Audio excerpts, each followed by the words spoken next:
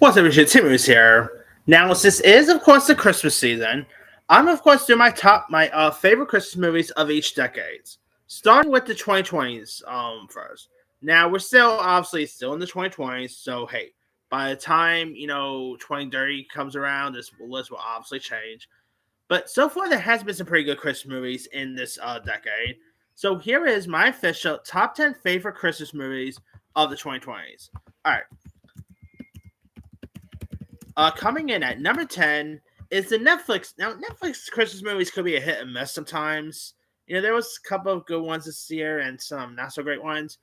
But there was some, they have had some pretty decent stuff. Number 10 is a Lindsay Lohan one. Not that one that came out last year, but this one is Falling for Christmas. Falling for Christmas, of course, stars Lindsay Lohan, and I'm not really putting this down because I got to see Lindsay Lohan and Charlotte Overstreet in person at the premiere for this movie back a couple years back. But hey, it's still a pretty decent one, to say the least. It's a little bit like the movie Overboard with Kurt Russell and Goldie Hawn in a weird way. It's where like this spoiled Hotel Harris, played by Lindsay Lohan, is taken by this log owner and his owner,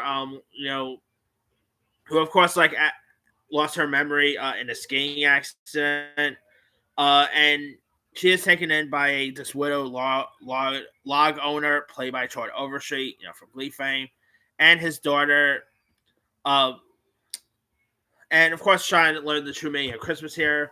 And it is a really nice rom-com. The chemistry with Lindsay Lohan and Troy Overstreet's really decent. It definitely has some charm to it. Definitely reminds me a little bit of Overboard in a way. I mean, it's a really decent rom-com that's well worth watching. All right, speaking of Mean Girls doing Christmas movies, obviously, coming in at number 9 is Hot Frosty, starring former, Lindsay's Mean Girls co-star Lacey Chabert. Hot Frosty did sound like a weird premise, but the movie is much better than most people give it credit for. It's about this grieving widow who magically brings a snowman to life, and his childlike wonder helps her rediscover Christmas here. It features Dustin Milligan as the snowman here, and obviously Lacey Chabert is no stranger when it comes to Hallmark Christmas movies, and she definitely did a really decent job here. Her chemistry with Dustin's really decent. It is really charming throughout. It is a really decent one. Obviously, there is a fun, Mean Girls Easter egg in this that I always, did crack up at. So it's a really decent rom-com if you guys haven't seen this one. All right. Coming in at number 8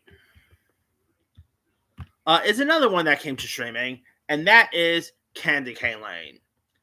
Candy Cane Lane, of course, stars Eddie Murphy, and I guess you could say this is one of his first Christmas movies, unless if you count Trading Places and the Shrek Christmas special, I guess. But Candy Cane Lane is a really fun film. It stars Eddie Murphy as this man who's obsessed with winning his neighborhood's annual Christmas decorating contest, and he makes a deal with this elf, unleashing supernatural chaos on his family here. You do got Tracy Ellis Ross, Nick Offerman, Ken Marino. I mean, it's such a really fun Christmas comedy. Eddie Murphy is hilarious as always. Tracy Ellis Ross is terrific.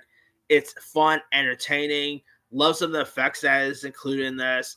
I mean, it's a really good one. And still a shame they never released this one to Deers, but it is what it is, I guess. All right. Coming in at number 7 is one that came out last year. And it's not a great movie, but it is loads of fun. Number 7 is Red One. Red One, of course, stars Dwayne Johnson and Chris Evans. Where, after, Santa Claus, of course, is kidnapped, the North Pole's head of security teams up with the world's most infamous tracker to save Christmas here. And, of course, he teams up with Chris Evans' character. You got J.K. Simmons as Santa. Lucy Liu's really fun in this. It's such a really fun action comedy here. Dwayne Johnson plays his part very well. Seeing J.K. Simmons going from voicing Santa Claus to actually physically playing Santa is hilarious. It is a really fun one if you guys haven't seen it. All right. And of course, Krampus is fun in this as well. I mean, a really cool one. All right. Number six is a HBO Max film, and that is 8-Bit Christmas. It is set in 1980s and definitely has a little bit of a Christmas story feel to it. This is of course where like a father recounts his childhood quest to get the hottest gift of the season, which is the Nintendo Entertainment System, and the outrageous schemes he tried to make it happen here. You do got Neil Patrick Harris who plays the adult Jake, with Winslow Fagley playing the younger version of Jake. You do also got like David Cross, Steve Zahn, June Diane Raphael's in this one.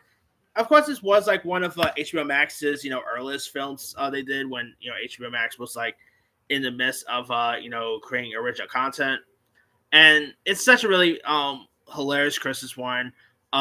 Neil Patrick Harris, obviously, majority doing the narration is really cool. I mean, definitely has a bit of that Christmas story feel to it. It's such a really good one. I mean, if you guys never seen it, definitely give that one a go.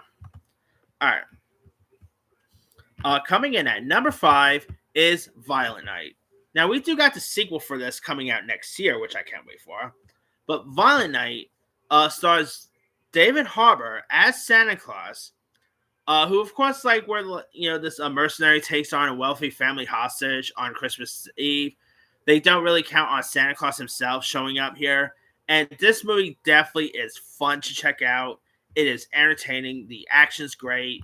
You even got Beverly D'Angelo, John Leguizamo's in this one.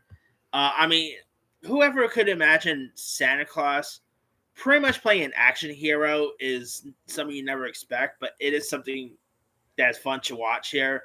David Harbour does such a good job in all. Definitely excited for the sequel when that comes out. That should be pretty fun there. All right. Coming in at number 4 is another, violent Christmas movie, and that is Terrifier 3. It was pretty cool how, like, the first 2 Terrifier movies took place during Halloween. Then we get to the third one, and that takes place around Christmas time.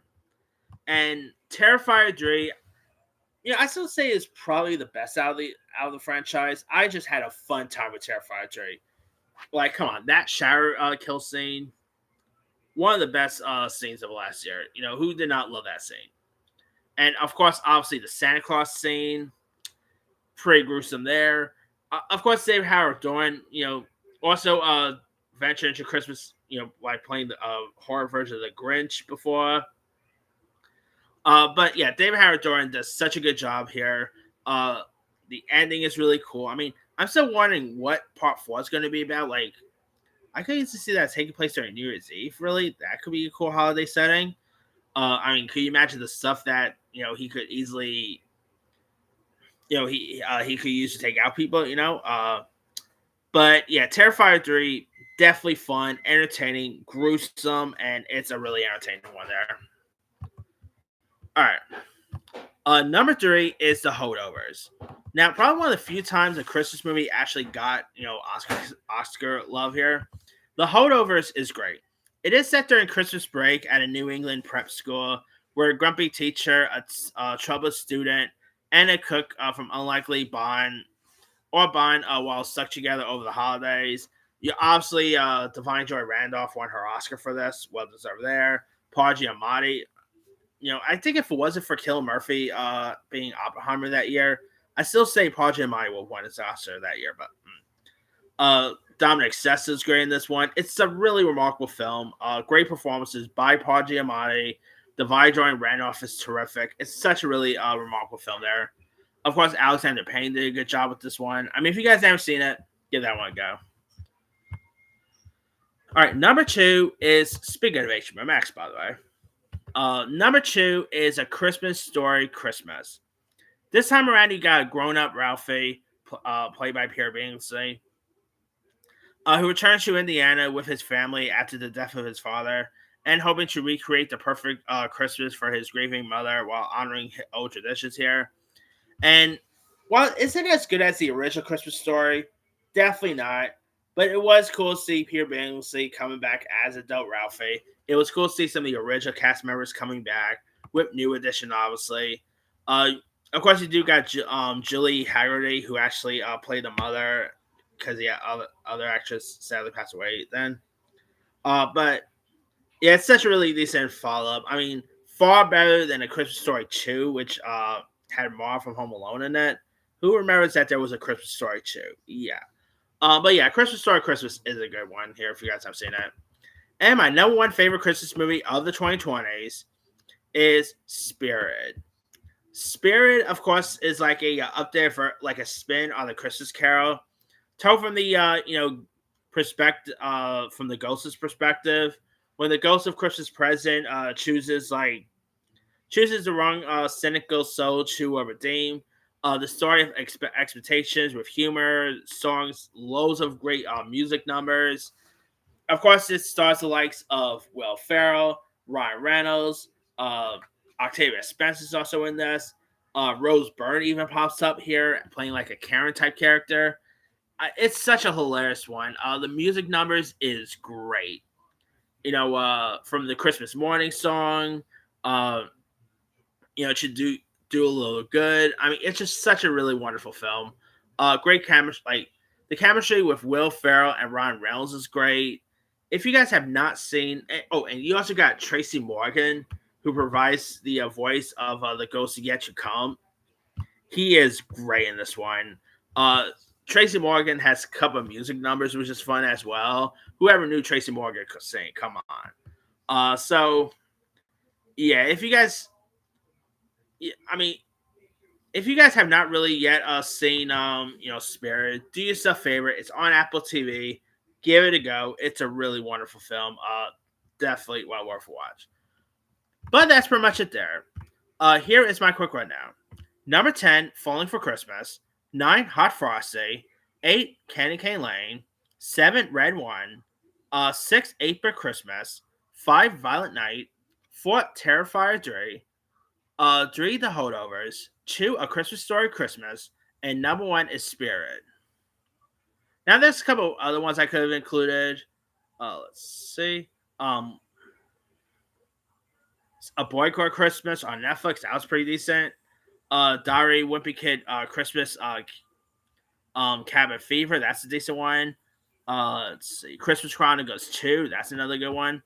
Definitely not Home Alone, Sweet Home Alone. That movie was actually terrible. Jingo Jango on Netflix is pretty good. Let's see. This is Christmas. Chris's Bloody Christmas.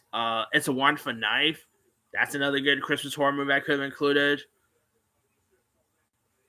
There's some other really great ones out there. Most recent, the Silent Night Deadly Night remake was pretty decent as well. But let me ask you guys, what are some of your favorite Christmas movies of 2020s? Drop comments below. Don't forget to like, subscribe, hit that bell for notification. This is Simmy Siren.